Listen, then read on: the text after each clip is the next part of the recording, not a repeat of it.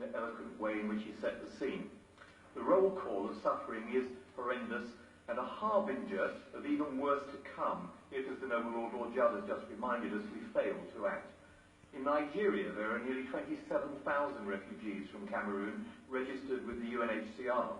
Thousands more have been forced to flee their homes, and dozens of villages have been ethnically cleansed. According to the United Nations Office for the Coordination of Humanitarian Affairs and High Commissioner for Refugees, 437,000 from the Anglophone regions have been displaced, whilst the charity Protection Approaches says that 3.3 million are in need of humanitarian assistance. Amnesty reports that 450 to 500 civilians and 185 members of the security services have been killed. UNICEF estimates that 58 schools have been destroyed, 47 political leaders are being held without charge, and a recent Amnesty report refers to, and I quote, arbitrary arrests, torture, unlawful killings, and the destruction of property. The Catholic Bishops' Conference has called it, quote, inhuman, blind, monstrous violence. And on the October election, Archbishop Samuel Cleader, the president of the Bishops' Conference, says, one has the impression election results are decided before voting takes place. My lords, we can all share in these horrendous statistics, but what I want to do is this evening focus on what conclusions we can draw from the United Kingdom's dismal approach to this situation. More than ever, with Britain's potential departure from the European Union, we must seek to define our role in the world, and it would be helpful to know from the Noble Baroness Minister whether, for instance, human rights issues were assessed before, for instance, the New Age natural gas deal was announced, what consideration has been given to targeted sanctions, and whether this crisis figures in the Foreign Secretary's recent commitment on atrocity prevention. My lords, the government mustn't suggest that this is a level playing field conflict in a civil war between equal sides. Too often in the past, in Bosnia, in Rwanda, in Darfur, the United Kingdom chose the path of moral equivalence, hinting that both sides were as bad as each other is the easy way out. In a previous generation, this was known as appeasement. Moral equivalence signals that we cannot be expected to pass judgment on which side is more to blame for the conflict. Instead, we issue the usual calls for a cessation of violence and a negotiated settlement, or we frame political conflicts as if they were natural disasters requiring aid.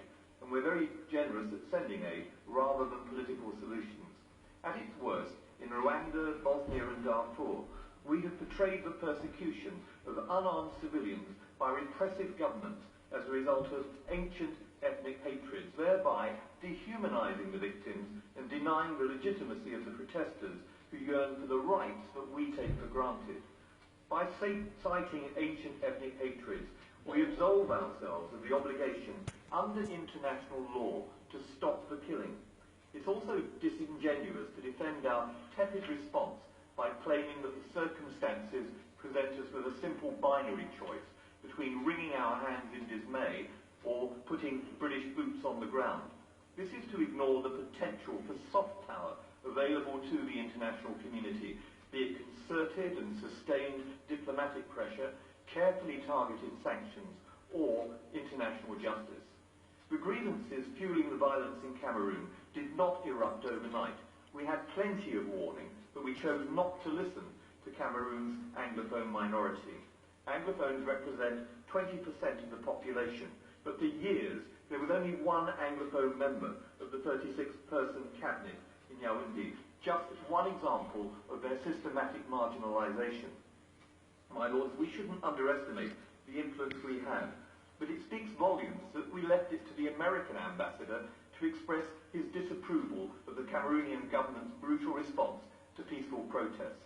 For decades, the Francophone government has ignored the pleas of moderate representatives of civil society, such as church leaders. Calls for a federal solution were ignored by President Biya, 36 years in power, fueling the calls for secession and thereby polarizing opinion.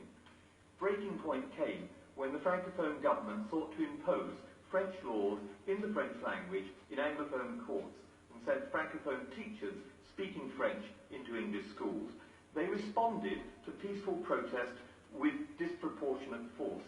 The International Crisis Group reports that a government helicopter, for instance, hovered outside a church, shooting Anglophone worshippers as they emerged from Mass.